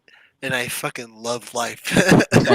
Nice. You choose to speak so profoundly rather than profusely. It's a good thing. That's right. Absolutely. Yep. But that preacher's daughter, that arc is the Han Solo arc, right? So Han Solo is just the scoundrel, this dude who's just in it for himself the whole movie until the very end when he realizes that he needs the rebellion, he needs his friends. And fucking Han Solo is the refusal of the call. Yes. Where he is so certain within himself, because truly he does know the direction to go, but he is oblivious to the direction, so that when he keeps going and chooses to do whatever he wants because he's like, I'm fucking Han Solo, I don't want to deal with your shit. It's only pushing him towards a universal understanding. That your shit is his shit. So exactly. He has to go back. Yeah. He has to help. The Millennium Falcon is there to save all, not just himself. Well, and too, to the case of like the preacher's daughter, the temptress, remember this hero is the Cheeto now. So the idea of the natural food store, like it's not as much of a threat anymore because the attachment to the Cheeto as a physical item has been released. Mm. Right. Yeah. So they might make a stop at Lazy Acres on the way home. Mm-hmm. Yeah. But I feel like I can't find the word for it. But I feel like settling for some sort of alternative is just not. It's not right. Well, in the Well, no, in she's the not future, giving him maybe, fake Cheetos. She's just giving him a ride. Okay, yeah. and then later down the road, you might choose the I don't know, the all organic Cheetos. I don't know what health food is. Oh, but the pirate's He's booty. done Yeah, with there it is. That's the bounty of like what comes to pass. Pirate's boon. Like you go out for Cheetos, you get your Cheetos and all that stuff, and then you realize that pirate's booty is like better for you. I will say, not so much Pirate's Booty, but if you go to Trader Joe's, they have these white cheddar poofs. That's what Pirate's Booty used to be. They just changed Yeah. the name No. because Because it had booty in it. exactly. Yeah. Wait, I thought it was bounty. People really didn't like that. No, they didn't. They really That didn't. means butt. I'm Yeah. eating pirate's butt. Oh my god, like- I haven't even been drinking and that's making me feel tipsy over here. This is the word butt. Oh, that's Yeah. so funny. Butt is a funny word. Politics. It is. Let's move on here. We got 3 more to go, so we're almost there. The crossing of the return threshold. So obviously we had the crossing of the threshold at the very beginning. This is the crossing of the return threshold, and the trick in returning is to retain the wisdom gained on the quest, to integrate that wisdom into human life, and then to maybe figure out how to share the wisdom with the rest of the world. So this is like not the apotheosis, but like the coming to understanding of the atonement with the Father, basically in practice. It's Like, so the what are you sharing- gonna do? Yeah. It's the sharing of the apotheosis actually. Right. Because oftentimes where we find ourselves gaining this supernatural wisdom, it's like, how the fuck do I translate this? Yes. Yeah. Absolutely. To everybody that I meet. Yeah. Yeah. How is anybody going to understand it too? And that's where you get Bilbo's book. Yeah. Right. But where he's trying to write the Bilbo's book. It's like the understanding lies inherent within it, but it's not up to us to try day to day to force that upon anyone else. It's about being the understanding that we find. Right. And through that being, the people who want to will learn from it because they'll recognize you. They'll see Yes. like the people who are ready to cross that threshold will just see you and be like, oh, this guy was this way and blah blah blah blah blah, and now my life is moving towards this. Yeah, it's literally Frodo recognizing what Bilbo did back in the day, Right. like and Frodo wanting to have an adventure like his uncle did, and Right. Finishing the book after his trial, Yeah. So yeah, it's definitely. And what's beautiful is that like within that analogy, Frodo wanted to have that beautiful experience that his uncle did, but he did not understand the immensity of like experience that would create. The weight it would have on him afterwards. Exactly. Yeah.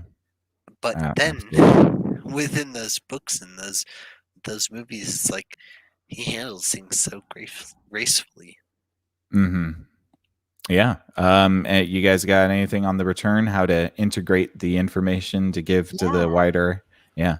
Well, as one of you was talking, I was thinking about this idea of better understanding the role, right? So if you're going to come back and your role is to write a story or to teach, it's one thing to just see somebody else doing it and idolize them and want to imitate them. Frodo looked to his uncle, but as Frodo goes on this journey, he has a completely separate experience. It's also through his lens. He also has his best friend. And so you start to realize that what you thought this role wasn't it at all. And so it's like, I guess, again, it's coming back to that embodiment of what it is. So it's like, don't talk about it, be about it, right? You just internalize so much more these teachings. And so it's less about you teaching and you just being. Yeah, through action is the best way to pass on the boon. There's Eat the also Cheeto. there's also a big difference between imitation and emulation. Right? Emulation allows for integration of other skills, I guess. Like you become something more than what you idealized, I guess. Yeah. That was the end of my thought. Oh Okay. yeah, no, I agree. Yeah, I just wanted to give space if you had any other things to add. There is Yeah. one more. Okay, the translation part. Yes. That is like the hardest part for sure, to be able to elaborate. And like Ben was saying, like if someone doesn't understand it, someone doesn't understand it. So in our example of the Cheeto story, it would be us telling people like, you know, you should go to the other town, and if you want Cheetos, I know this spot that you can get Cheetos. The town's not that bad. Just stay out of these parts, you know. Or like, if you want to get health food, I know this place. This preacher's daughter turned me on to this really good health food place. But in trying to explain that, the other person may be like, I don't know, man. I still hear stories about that health food store, people robbing you inside of it, and or what have you. But as long as you're able to elaborate it, that's all that matters, because the sage, the wise man, they're not there to force you on that journey, just to give you the aid needed if you choose to go on that journey, or if the bigger world drags you on that journey. Well, yeah, it's definitely like not to bring it back to Lord of the Rings again, but it's like there's the hobbits and the Shire folk. After Frodo comes back, they're all side-eyeing him. They're all like suspicious of him. They don't trust him. They're like, what did he get up to? What was he doing out there? And it becomes kind of like, it is interesting because it can become an isolatory thing if you don't know how to, like you said, communicate that information and pass it along. Well, that's not necessarily that bad of a thing either, right? Like the hermit always has, so look at Yoda. Yoda becomes exiled, right? But it becomes somebody or a character to seek out in order to gain this wisdom if you are on your own hero's journey, or if you are part of the initiated. So that the uninitiated will always have opinions that may be a side-eye type opinion, but that isolatory thing, it does not have to be bad. In fact, I would argue that it's part of the burden that the wise sage has to bear. Right. Yeah. And that burden becomes a blessing too.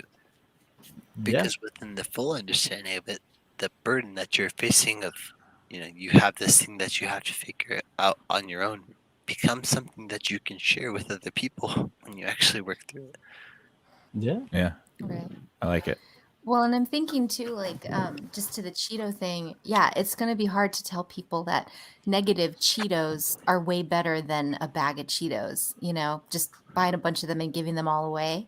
But then to what Mike was saying, when you advocate for this other town, maybe this epic Cheeto, you know, maybe they declared it Cheeto Day, where they're like, wow, this is pretty awesome. We're going to make this a day. And so then it's like, you're this teacher that's like, if you want Cheetos, I know they say this is a scary town, but go check it out, because they have like a whole Cheeto lane, you know, because of this epic day. I would be that prophet of Cheetos. Oh, You should. I was thinking of Cheetos. And then whenever you go, they give you a stash. Getting Cheeto cutbacks. Can we Hell yeah. stop the Cheeto industry complex? Can mix. Yeah, big He'd be the Cheeto. Jared of Big Cheeto. And then I was just All realized right, back we've to, said like, Cheeto way too many times. My no, my Asperger's is kicking in a little bit here. I'd rather be on Cheetos than burgers. So Fair enough. Or booty.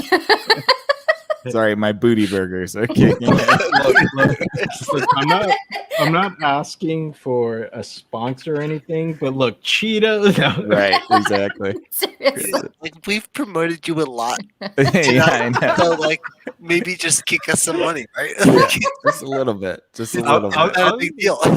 I'll take a bag of Cheetos. All right, I'm fine. No, for real, like we could be You want paid negative in that what we Cheetos. produce. All right, let's move on to the second Two to last more. here. Yeah, two more. All right. It's called number 16, and it's called the Master of Two Worlds. For a human hero, it may mean achieving a balance between the material and spiritual. The person has become comfortable and competent in both the inner and outer worlds. So it's the freedom to pass back and forth across the world division, and from the perspective of the apparitions of time, that the to that of the casual, deep, and back. So being able to, now that you have come back, you are the master of both worlds. You have the ability to go back to that town to get as many Cheetos as you want because you've already done it before, and you can go back and bring the boon back to your home. And that's exactly it. It's like because you've gone through the trials to get those Cheetos, you have become Cheetos. Yes. Yep. And now you can just give them freely Yes, because Yeah. anytime. you exist of Cheetos. It doesn't Yeah. matter. There is. I get it. It was such a remarkable day. Everybody was so happy that the mayor of the town gave you like a unlimited Cheeto card. So you go to that town, you always get free Cheetos, and you can dispense them as you want. No, Yeah. your tire just doesn't get flat whenever you go. Right. Yeah. Mm. Yeah. You don't. And everybody else's does.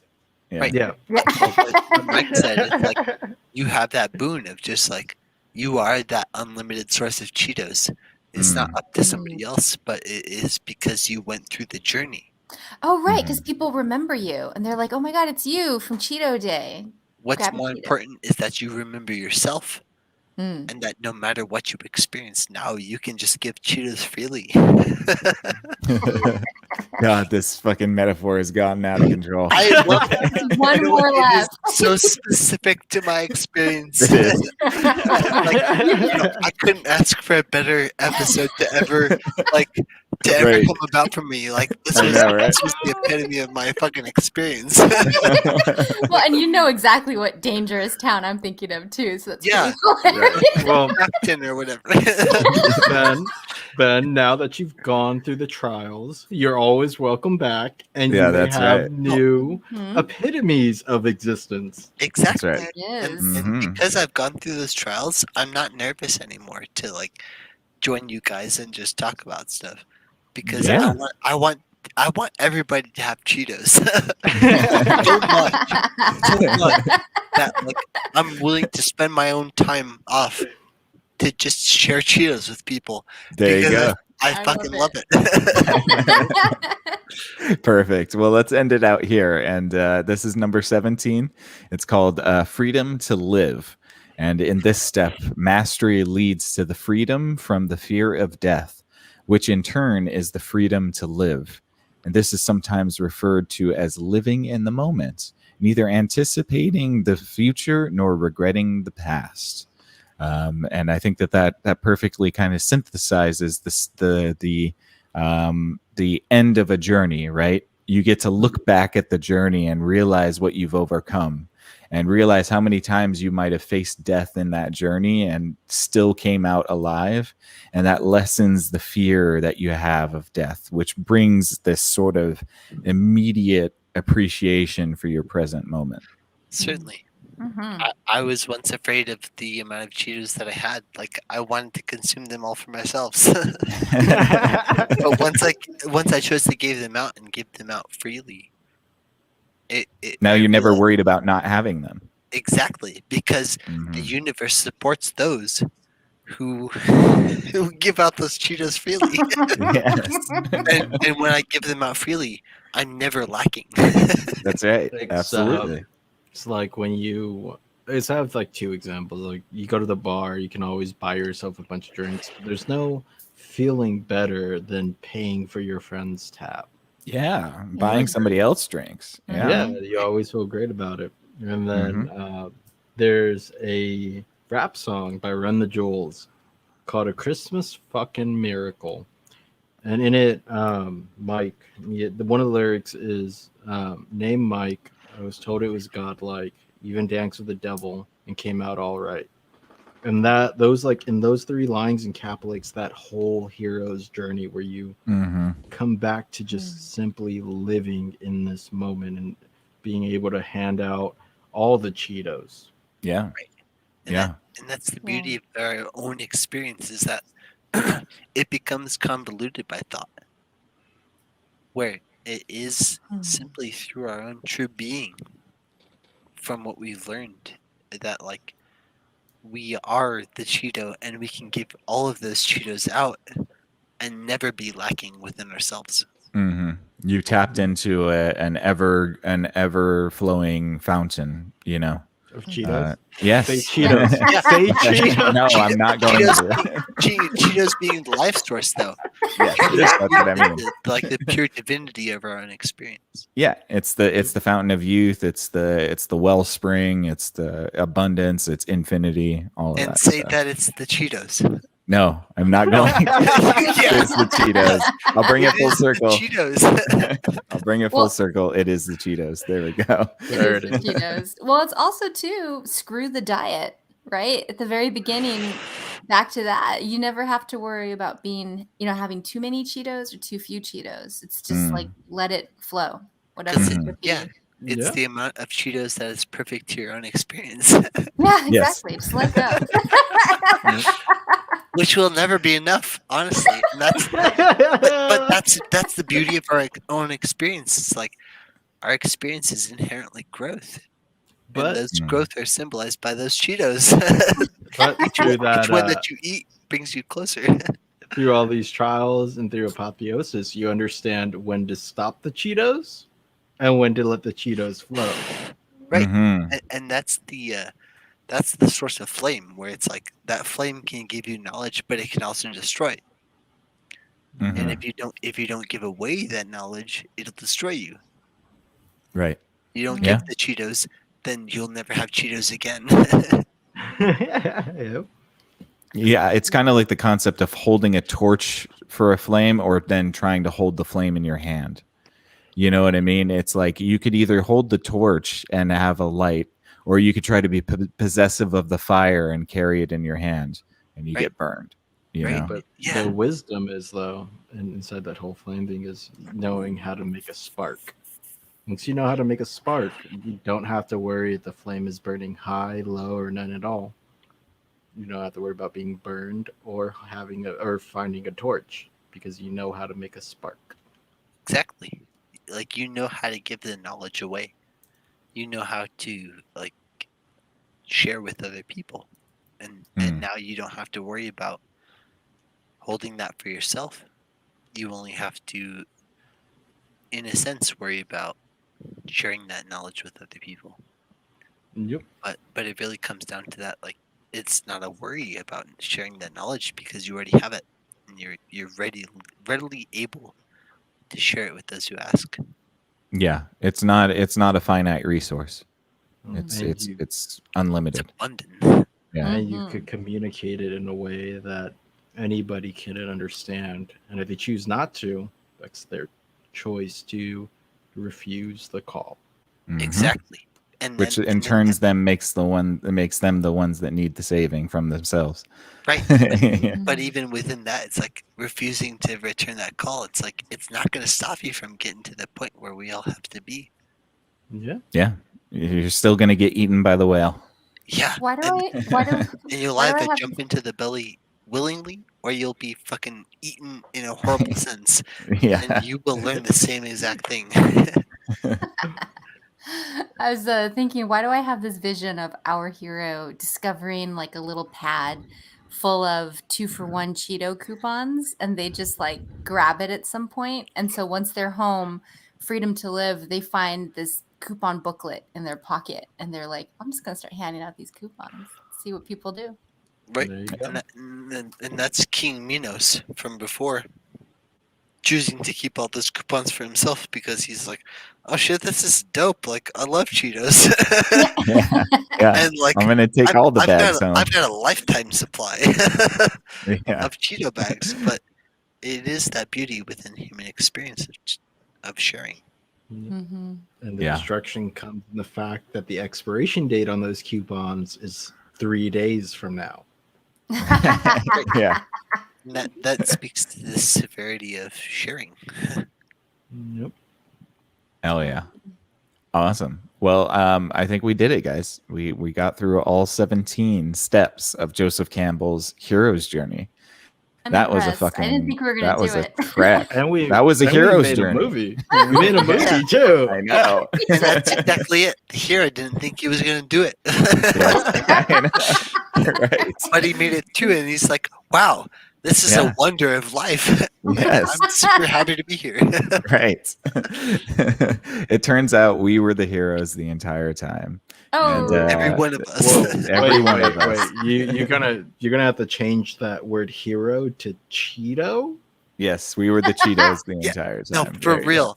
Oh my god, we were the cheetahs all the time. you should just title this one Cheeto. go. Yeah, right. Cheetah's journey, dude. Yeah, the Cheetos. The idea for the shirt is instead of having the guy with the cape, like those steps, it's just a Cheeto, a silhouette of a Cheeto changing Yes. hands, and then at the end it has a cape. Yes, a Cheeto with a cape. I Oh, love My life's goal is to share this Cheeto with everybody. You may only be able to take one bite, but that one bite will sustain you throughout your entire life. it. Yes. There Oh we my go. god, it's so wrong though, because like now I just want Cheeto. It's still Cheeto. That's advertisement. Don't worry about That's it. right. This Except in my episode case. of Exofathom has been brought to you by Cheetos. Cheetos are And I'm- great. Buy them a lot. And next time, use DoorDash. Yeah. Yeah. When All I right.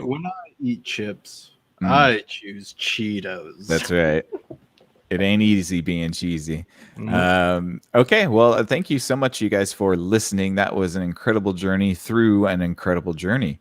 And we hope that you enjoyed this episode. Please leave us a comment. What is your favorite part of the hero's journey? What is your favorite hero's journey?